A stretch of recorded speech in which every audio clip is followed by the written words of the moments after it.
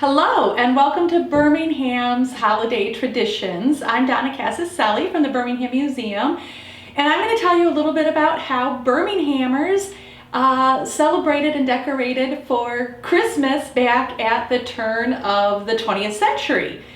We know that the holiday traditions of decorations came in with the Victorians. We talked about our spring early cookies and decorating with that, but how did you decorate your home?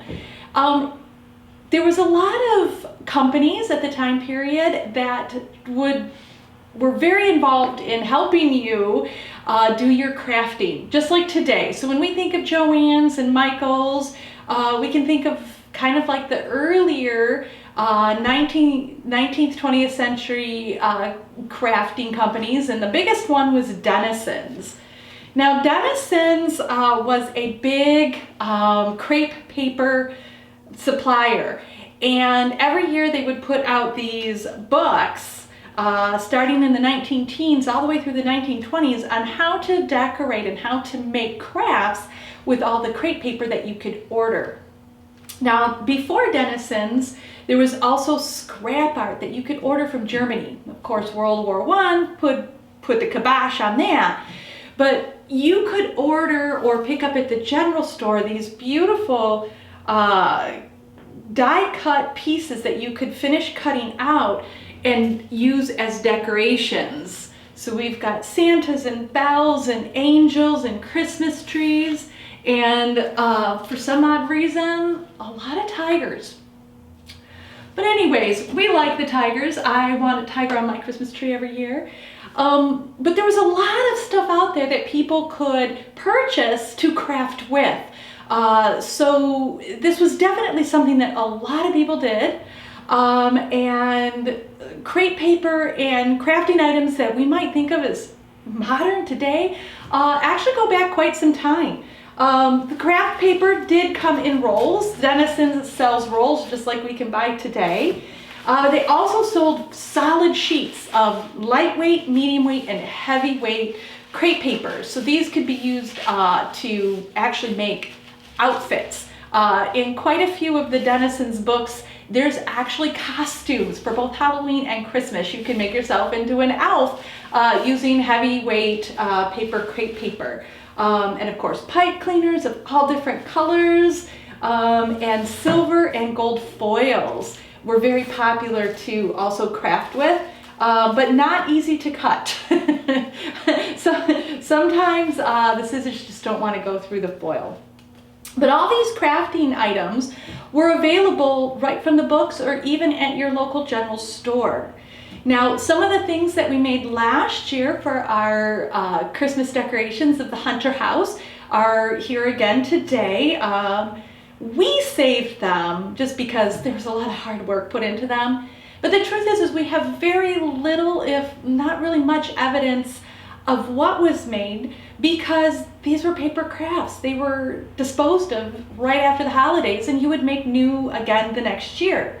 But what we have from our Dennison's book is our beautiful little poinsettias made with just crafting paper, and then our giant Santa mountain, which is in the Dennison book, and it describes exactly how to make said mountain, and it is to be the centerpiece for your kitchen table. Now, this Dennison's book is from 1926 that we made our Santa mountain out of. But our other craft item here on the table, these wonderful dolls, actually come from the Birmingham Eccentric, and that's what makes this so neat. We know that the Birmingham Eccentric was right along with the Dennison's craft books and the general stores in promoting these crafts. So at the end of World War I, in October of 1918, the Birmingham Eccentric printed up a whole half page of different crafts that families could do at home. Several of them included a really kind of weird cotton Santa Claus. He might give you nightmares. There was, of course, holiday candle shades made out of crepe paper. I'd be a little worried about setting those on fire.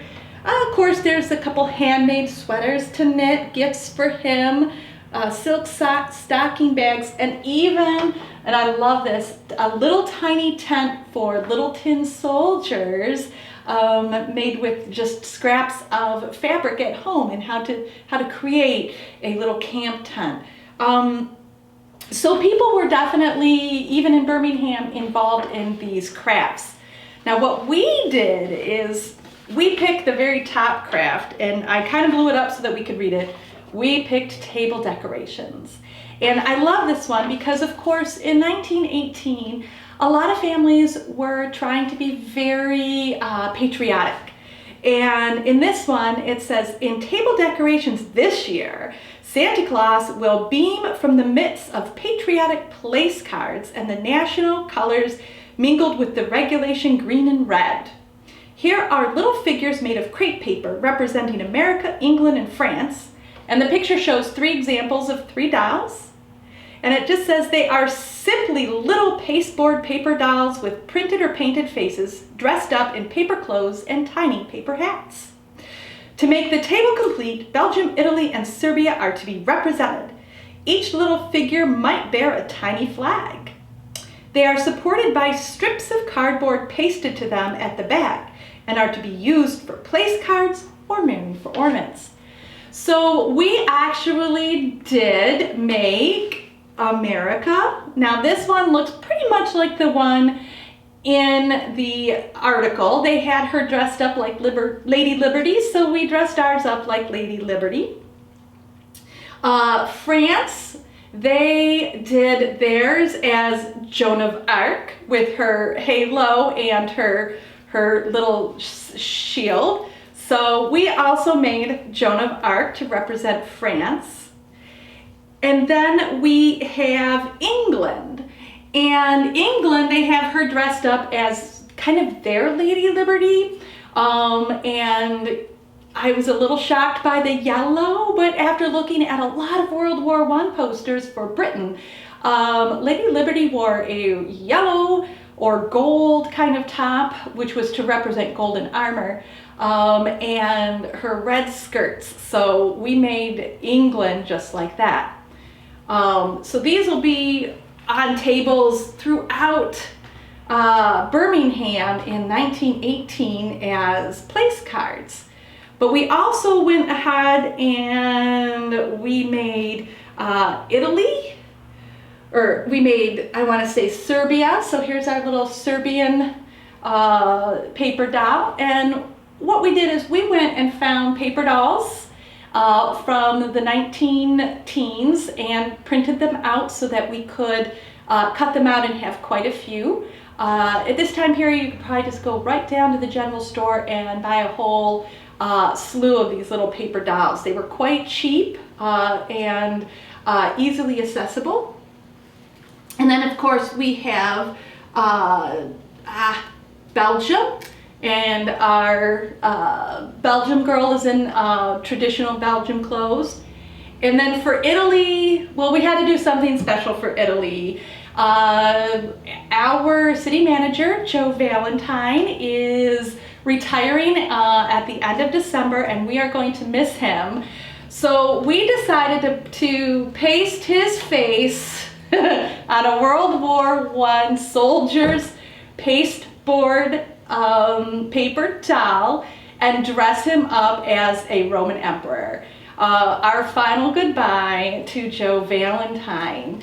And so that, and our little Serbia does not want to stand. There we go. So our table settings for Birmingham 1918. And this is kind of how people would have decorated their homes. A lot of paper crafts, a lot of decorations that were edible and or disposable. We would start seeing those beautiful German glass ornaments coming in before World War I, but again, World War I kind of put a kibosh on a lot of that German Christmas tradition that the Victorians were very fond of. And throughout World War I, people would have to kind of gravitate towards other ways of decorating their homes. And so this is what we would get, these beautiful paper crafts. And what's wonderful is we do have some evidence that people in Birmingham were very thrilled about decorating their house this way. So thank you for joining us, and if you want to make some paper crafts and send them our way, we would love to see them. Thank you and have a good day.